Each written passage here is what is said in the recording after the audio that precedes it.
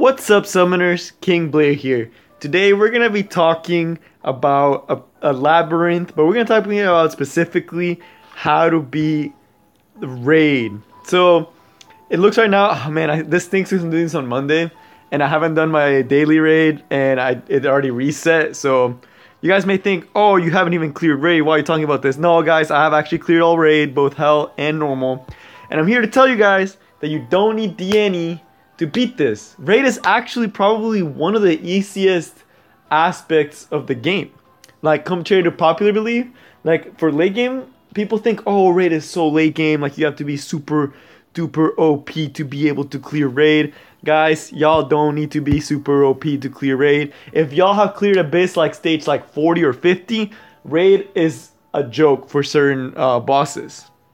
The thing that raid checks is to make sure that you have the right team. So we're going to be talking about what team you need to make in raid.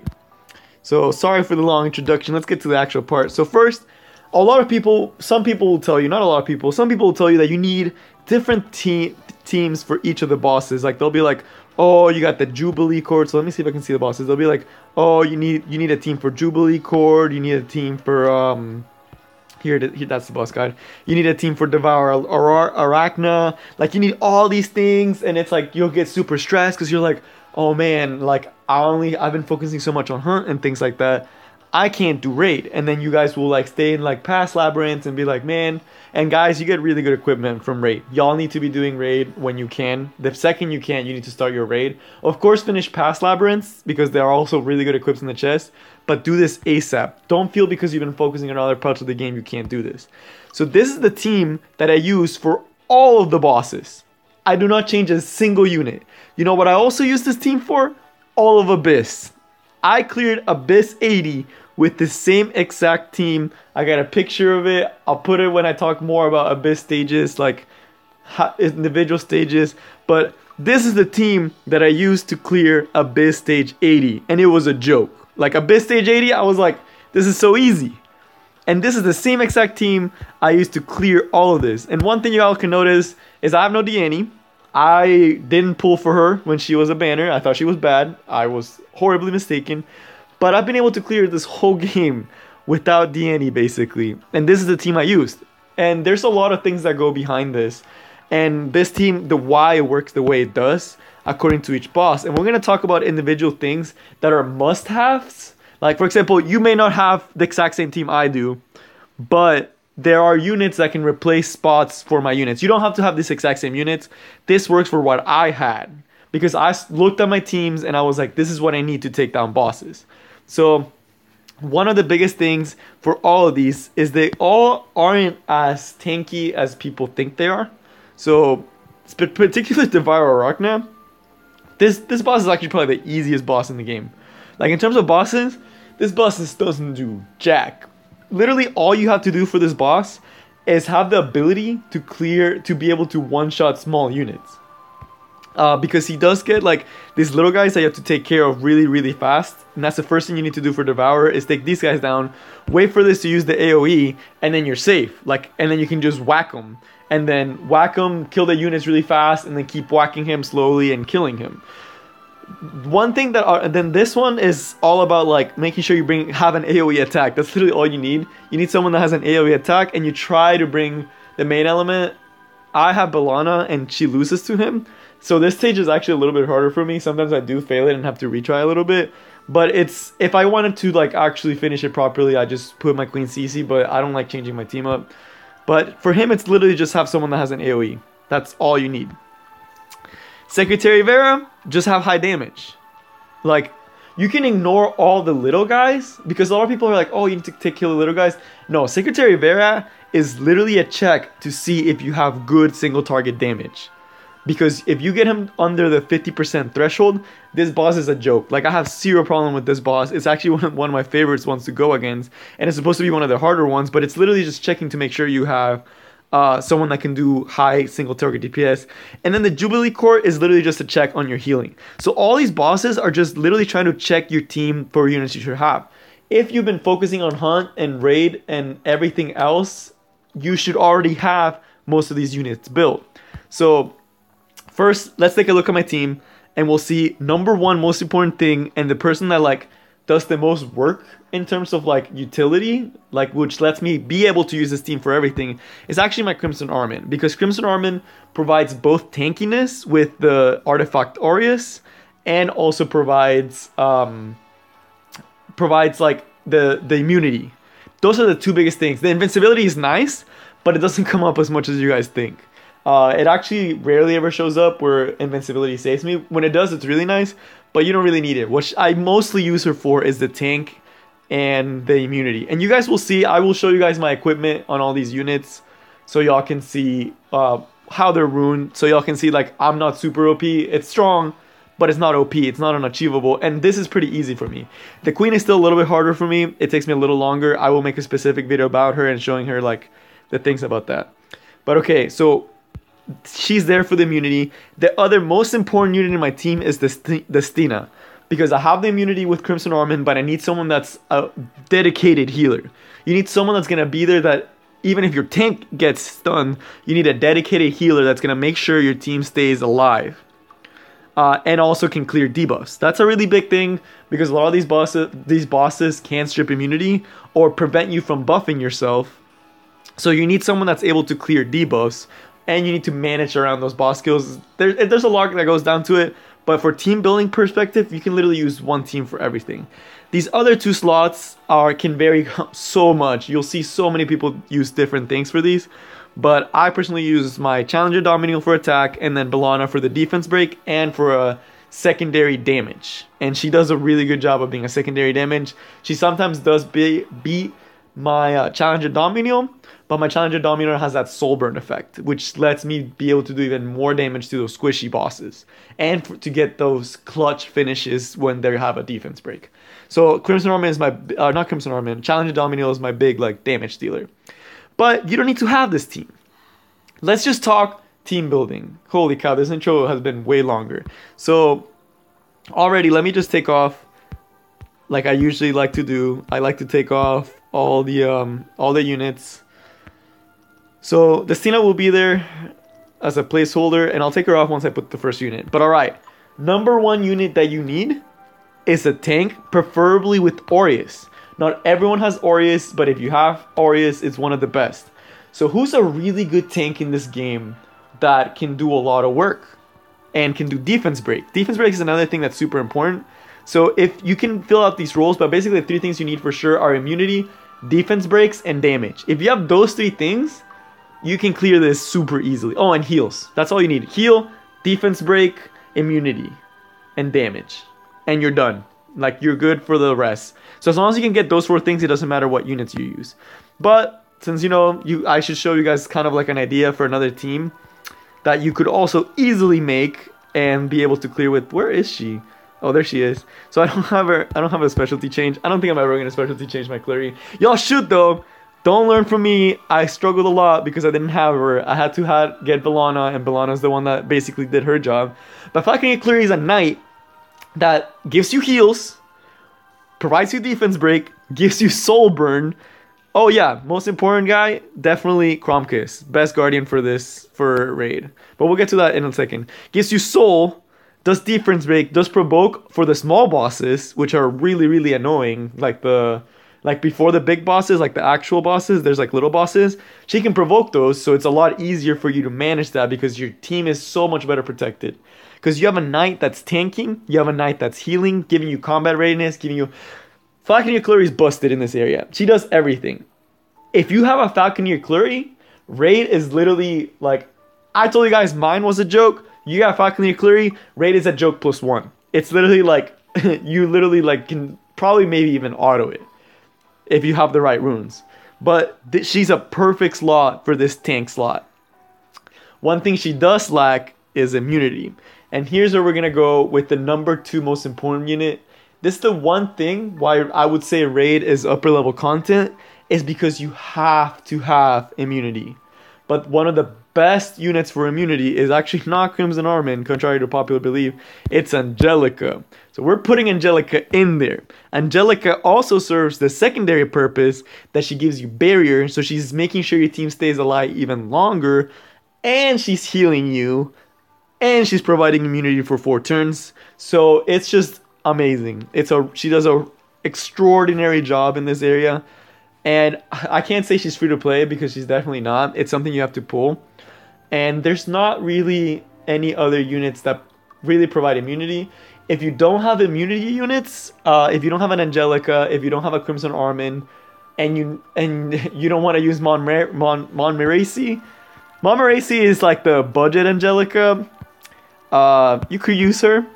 She also removes debuffs and she provides immunity. She's just a lot slower, a lot like less turns. She's just a worse version of Angelica by far. But that remove debuff is actually pretty nice. So if you're trying to make a free-to-play team, Montmorency is going to be your woman to put in this slot. You do need immunity for raid. For several bosses. The main one being actually like Secretary Vera and like Devourer. Like just managing your immunity is really important. And that takes skill too. Like using your team often. But you could put her. So let's say you don't get Angelica. Ideally you want to put your Angelica, right? But let's say you don't have an Angelica. You're putting Montmorency in. You need those clears. You need those very minor heal. I wouldn't consider her a healer at all.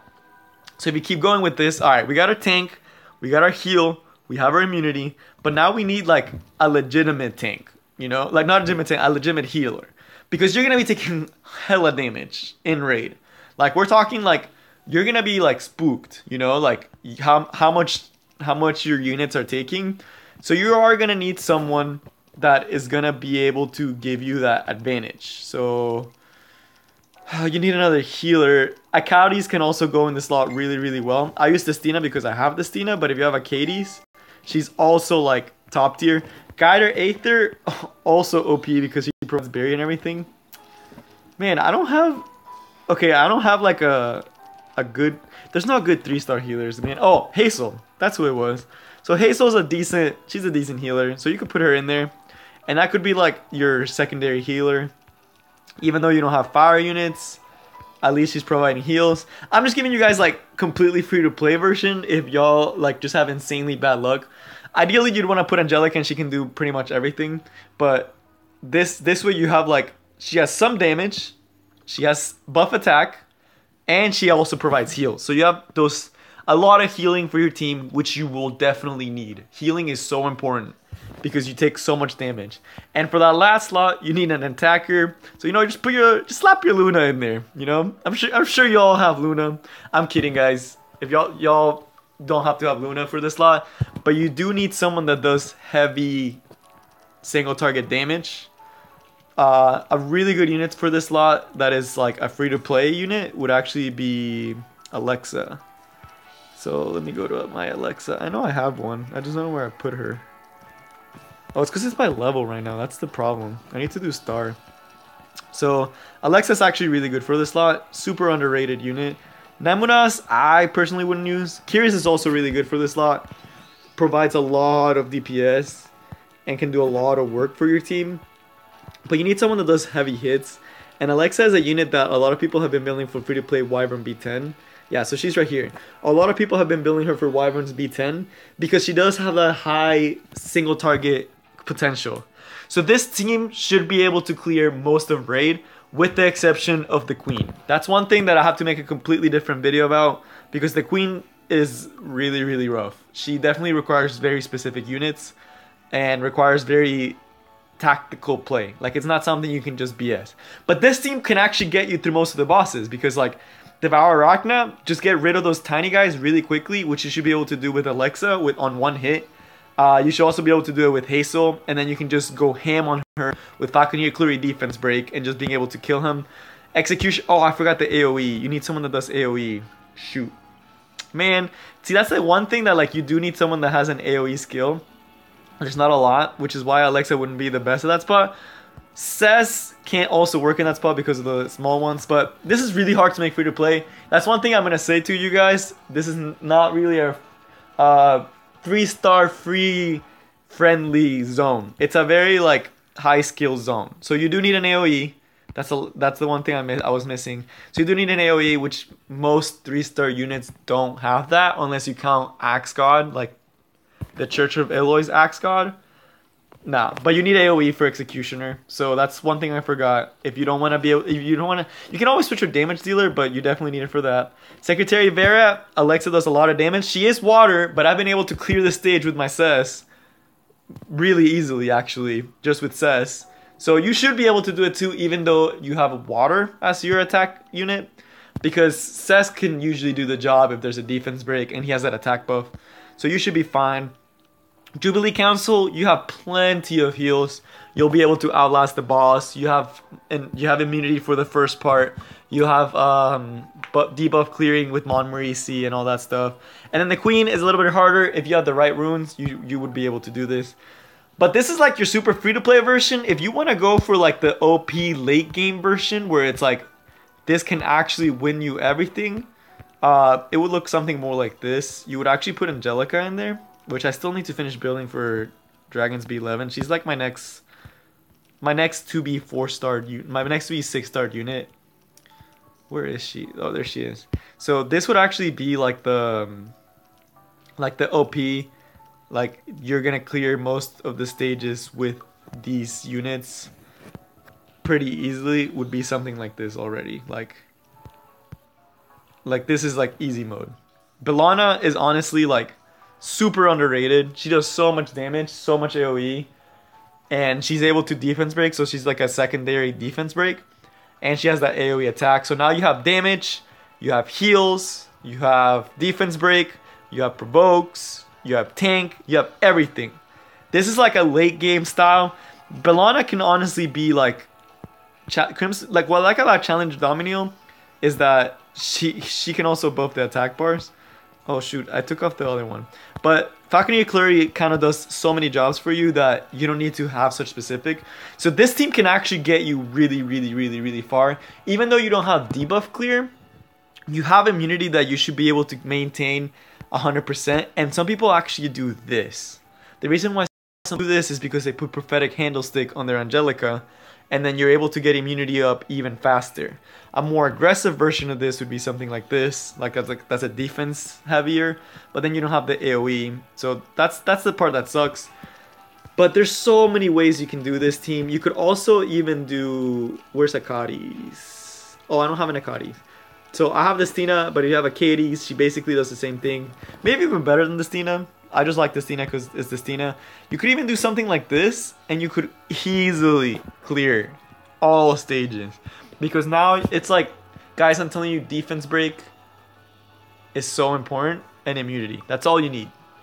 Everything else, it's extra. But if you have those things, and like, you're gonna be fine. Like, you'll be able to clear this, no, easy cake, easy money. By now, y'all should have all those units. But let me put back my actual team. So the team I actually have is this. The defense break is actually my damage dealer. That's why I don't need Falconeer Clary. Or I don't use Falconeer Clary and I have no reason to build it. Is because at this point, I've already committed so deep into this team that... Like, dude, I've committed to this team. I literally made it so I wouldn't have to make Falconeer Clary because I just didn't want to do the specialty change because I'm lazy. But this is the team I use. You see, you got the tank now. You got the healer / debuff removal for when things go terribly wrong. You got the damage dealer, and then you got the defense break. So that's the team I use. And then always the Guardian, I say use Chromkiss, because there are times where you want to have your cooldowns and that your team won't have them, and Chromkiss gives you the ability to get those. But as I promised, let me also show you guys how those guys are ruined and what you guys can expect from these. I'll put like around what time I start putting the builds for people that don't want to watch, that didn't watch the whole video and just want to see my build. So Destina, nothing special. My Destina sucks. Probably have one of the worst Destinas in the world. So look at that. Like, this is like a damage set. It's like the best like thing I have on her. I definitely need to revamp my Destina. And look at this like trashy helmet. Like, what the hell am I doing? This is something that they gave for free, but you can also get from Raid. This is the reason why my Destina is not absolute garbage. Is literally because of this equipment, because it has such a high substat on HP. I got really lucky with the rolls. The crit chains kind of sucked. I wish that I had went to HP. This is literally like the only thing I had with health. Like, look at that. Trashy ass Destina. This was a free thing, and like even then the subsets aren't even that good. It's just the fact that it's HP, and then I even put speed. So it's like my diene doesn't even heal as much as people think. She's actually really bad. She's the reason why my combat team, like the teams I use, the combat is so low is because of my diene. But she gets the job done, and she has Shimada stuff to be able to do that.